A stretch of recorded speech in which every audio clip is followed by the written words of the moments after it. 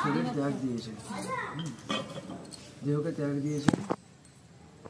পরবর্তীতে আমরা স্টপ রেখে আগে চলে যাচ্ছি। ভাগবতে বলা হয়, শিবজি মহারাজ বলছেন যে দেখো, আমি ওটা বিস্তৃত করছি না, শর্টকাটে বলছি, যে বলছে দেখো তোমার, আমি তো অমর। বলছে তুমি অমর কেন? নিশ্চয়ই তুমি কিছু কলকাতা জানো, নাহলে অমর হবে।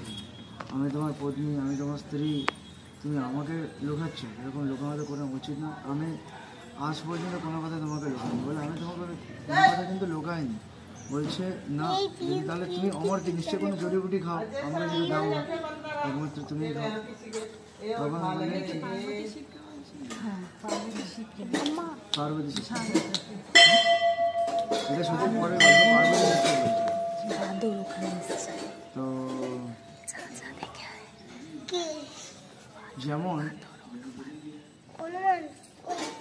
কৃষ্ণ যখন আবির্ভূত হন বা জন্ম নেন, তখন ওনার মাতা পিতা ফিক্সড আছে। আমাদের মাতা পিতা কোনো কথা শুনতে পাচ্ছি, আমাদের মাতা পিতা ফিক্সড নেই। আজকের আমি যার ছেলে, আমি যার মেয়ে, আমি যার পিতা, পরবর্তীতে সব পরিবর্তন হয়ে যেতে পারে। যে মাতা আছে সে পুত্র হতে পারে, যে পুত্র আছে সে মাতা হতে পারে, কর্ম অনুযায়ী ফল ভোগ করতে পারে। কিন্তু ভগবানের ক্ষেত্রে তেমনটা নয়। ভগবানের ক্ষেত্রে সব কিছুই সমান, যেটা আছে সেটাই হবে। এবারে কি, যেমন কৃষ্ণী, সুতাপা, অদিতি, তো